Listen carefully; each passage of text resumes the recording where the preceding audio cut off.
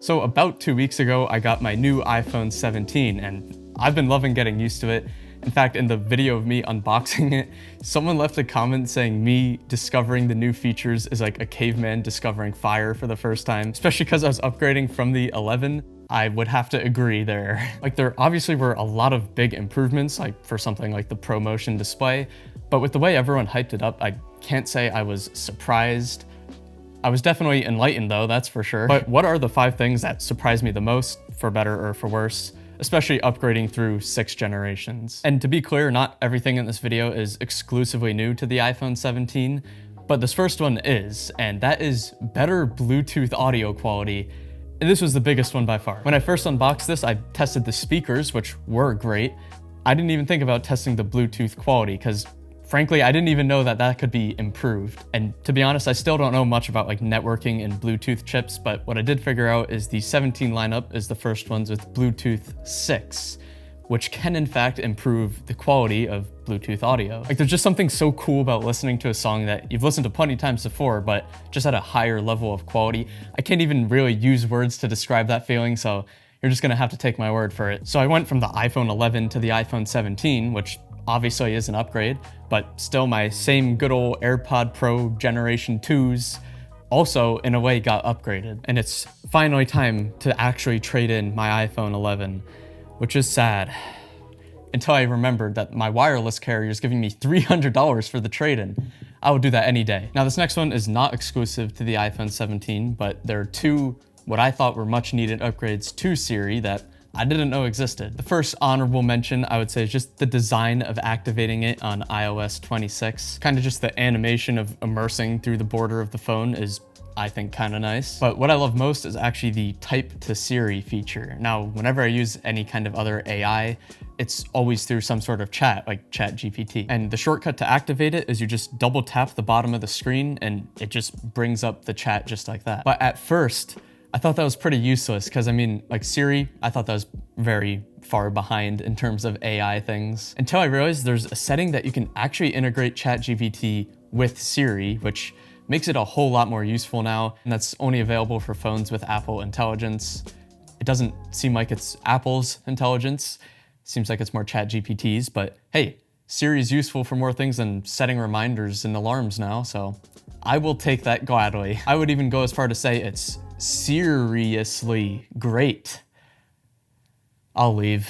I deserve this.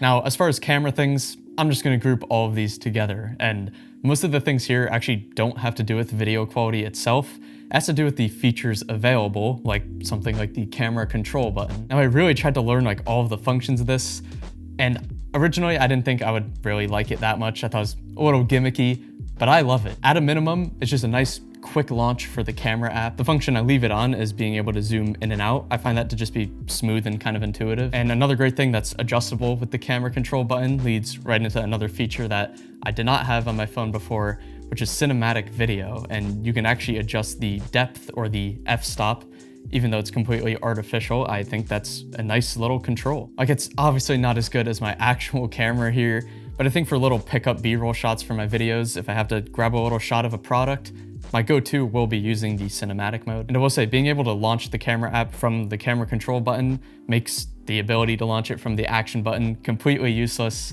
And honestly, I still haven't found the best option for the action button. I still have it set to just turning on and off my ringer. I do know you can connect this to shortcuts, and I'm sure that's where the floodgates open there, just tons of ideas. Like I know I can set it up to add a task or to-do list to the app I use for just planning things, which is called Craft. Or maybe you can find a way just to make it like order my most popular DoorDash meal or just something stupid like that. And the last thing with cameras is, even though I'm not a selfie guy, having the square sensor where I can now record horizontally while holding my phone vertically, I'm actually using a little more than I thought. Like I find it much more comfortable just to hold my phone vertically. So the fact that it's able to spit out a fully horizontal video ready to edit is something that I have been enjoying when I do need to record myself on my phone. So quality upgrades of the cameras aside, getting used to the new features have been surprisingly nice. Now, I don't know if it's because I upgraded to a new phone this year or just because I never really cared about iOS in the past, but the new iOS 26 with all the liquid glass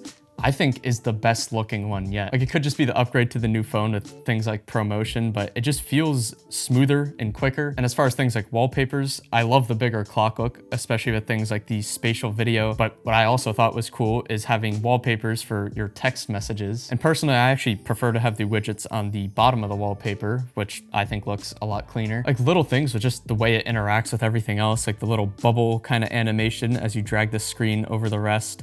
It just makes it feel a lot more immersive. I guess it's just like more satisfying to use, if that makes sense. And again, this stuff is purely visual. Like that right there, as you just saw, the little animation of the clock turning. I like that stuff. Does this make any difference in terms of the performance of the phone? Absolutely not. But does it make the user experience a little bit better? Yeah, and I think that's worth appreciating. Like, things down to just the way the new notifications look when they pop up on your lock screen, to even the new camera icon that's growing on me. I think this is the nicest looking iOS yet, and if your phone can upgrade to it, I would recommend it. Like, my old 11 could upgrade to it, but I never got the chance to because I didn't have enough storage to, so this was a surprisingly nice upgrade. And of course, with the 17s, they're pretty future-proofed when it comes to software updates, so that's always a nice cherry on top. Now, all of these surprises so far have been very welcomed surprises, and this last one does kind of hurt to say, but I haven't fully lost hope. If you watch my other videos on this phone, you would know that something I was looking forward to the most was the dynamic island, and so far I am underwhelmed. When I'm using my phone, there's just really not that many occasions when the dynamic island would be activated. Like, when I'm listening to Spotify, not only does it sound better now with the upgraded Bluetooth, it shows up and it looks great, it works great. The thing is, usually when I'm listening to Spotify, my phone is turned off or in my pocket or something where I don't actually get to see the dynamic island. But I do like how when you connect something like your AirPods, it shows them in the little animation with their charge, and also things like your Face ID and your ringer animations. So like, as a feature, I still absolutely love it.